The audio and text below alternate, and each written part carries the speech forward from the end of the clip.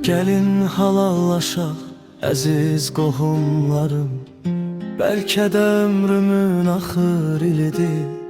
Kim məndən inciyibsə qoy bağışlasın, ömrüm saralmış payız fəslidir. Bu dünyaya gələn geri dönməli, can verməyə yoxdur bir dərmanı. Heyvanda, bitkidə, elə insanda yaradılıb can verməyə ancaq. Belə yaranıbdı dünya əzəldən, kimlər gəlib gedib hər bir nəsildən.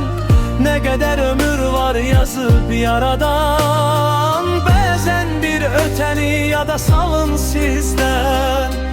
Belə yaranıbdı dünya əzəldən, kimlər gəlib gedib hər bir nəsildən.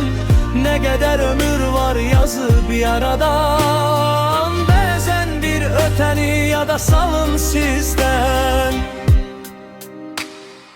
Bir gün ömrümün çırağı sönəcək, hələ də yarım yol burada qalmışam.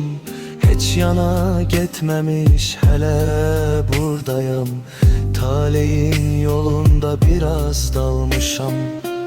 Uca olmalıdır insanın dili, insana dayaqdır onun kamalı. Acıdır herkesin malı dövləti, ömür bitəndə nə faydası qalır. Əlac etsəm belə nə qədər dərman, ömür qalmamışsa fayda verməzəm. Dərman adi həyat olsa belə, ölümə bir çarə tanımır insan. Belə yaranıbdı dünya əzəldən, kimlər gəlib gedib hər bir nəsildən. Nə qədər ömür var yazıb yaradan, bəzən bir ötəni yada salın sizdən.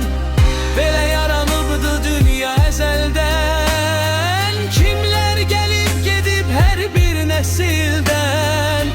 Nə qədər ömür var yazıb yaradan, bəzən bir ötəni yada salın sizdən.